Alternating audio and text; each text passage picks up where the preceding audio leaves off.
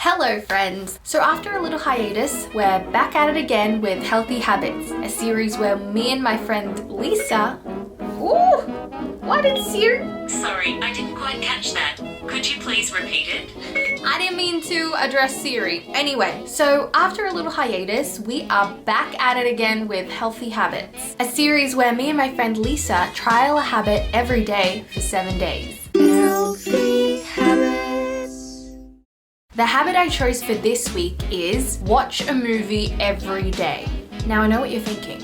How is this healthy? Isn't that just pure indulgence? But hear me out. How many times have you set out to watch a film that you say you will, or a film that a friend has recommended to you and just never gotten around to it? Can you recall what you did instead? Chances are you went down a slippery slope of endless YouTube videos or got sucked into Instagram because those activities required less of your attention span and takes up seemingly less of your time and commitment. But I notice when I mindlessly do this, by the time I regain consciousness, I spent just as much time, if not longer, on these apps than just watching a feature film. And I didn't even really enjoy it or learn anything. So I propose that this week's habit of watching a movie every day is a lesson in being intentional with my time, forcing me to pre-plan and forward think, as well as staying accountable for doing something I set out to do, even if that something to do is purely pleasurable. So let's see how we go this week, hey?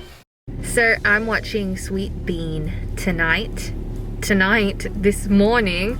Sorry, I'm a little bit confused at what time of day it is. Incidentally, I set out to watch this movie last night, but as it turns out, I had a night duty shift because I wrote my roster in wrong on my phone, so it was a bit of a shock at 8:30. So I survived that, so forgive me for not watching a film yesterday. But anyway, to make my movie experience all the more special, I'm going to buy some dorayaki, which is a traditional Japanese pancake filled with red bean paste, which this film is all about. The effort might be more than the rewards, but here's a little dorayaki while we watch Anne, aka sweet bean paste. Not bad, not too sweet. It's delish. So I watched Bridesmaids last night, which has been on my to-be watch list for so freaking long. Actually, it has been on my to-be rewatch list for so freaking long, and I'm glad I did because I think it was even better than I remembered. It's one of those comedies that, I don't know, it's just so holistic, and I feel like every scene was intentional and funny and nothing was there for a cheap laugh. It was actually quite emotional. There was this one scene where Megan was talking to Annie, the main character, about having a pity party and like pull up your bootstraps and like take ownership of the life that you've created, or if life is treating you shit, just like don't succumb to it, just find a new way of dealing with it. Like when someone hits rock bottom and then pulls their way through it. I just love those storylines, when that little montage of like trying to be better. I loved it. I was bawling my eyes out when she hugged her mum. I was like but yeah, who knew that that could come out of a comedy? Of my bills. My car is a piece of shit. I don't have any friends. The last time I find interesting about that, Annie? It's interesting to me that you have absolutely no friends. You know why it's interesting? Here's a friend standing directly in front of you trying to talk to you, and you choose to talk about the fact that you don't have any friends. You know what I mean? No. I don't think you want any help. I think you want to have a little pity party. Yeah, I think Annie wants a little pity party. Is that what you... Ow! You're an asshole, Annie. Oh my God, what are you doing? You're an asshole. I'm life, huh? Life bothering you? Yes, I'm life, what are you Annie. doing? I'm life, Annie. What are you doing? You better fight, What are you... Megan, you better learn to fight.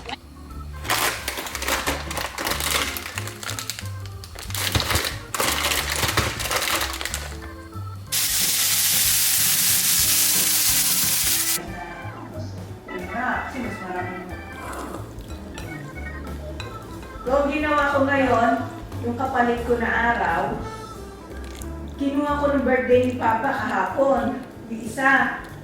Tapos kagabi sabi ko, I really need a haircut. So this week is over and I've watched 4 out of 7 films. Woo!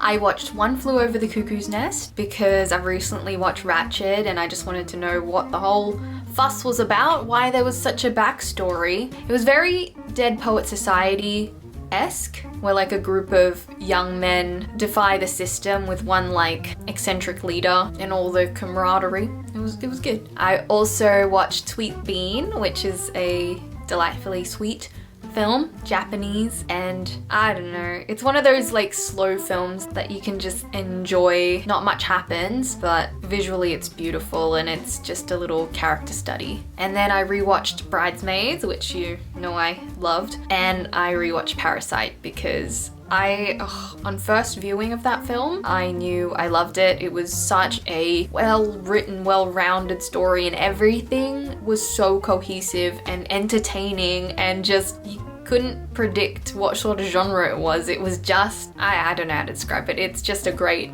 masterpiece. I did also watch Modern Love on Amazon Prime. I watched one episode for each day that I missed, so I think that kind of counts for something. But although I didn't technically complete the challenge, I think I achieved what I set out to do, and that was to stop making excuses for doing things that I want to do. I intentionally carved out time to watch these films and made a meal of it, sometimes literally with Parasite. But more than that, the reason why I procrastinated so much was because I put so much pressure in doing justice to the film that I wanted the conditions to be so perfect before I took the plunge to even watch the damn film. This especially happens when I rewatch a film or I'm about to watch a classic. I realized this was quite neurotic, and I do this with a lot of things in my life. I put a lot of pressure to act or feel a certain way about something, so much so that I lose the joy of forming my own opinion or drawing my own conclusions. I don't just appreciate what it is for me in that moment.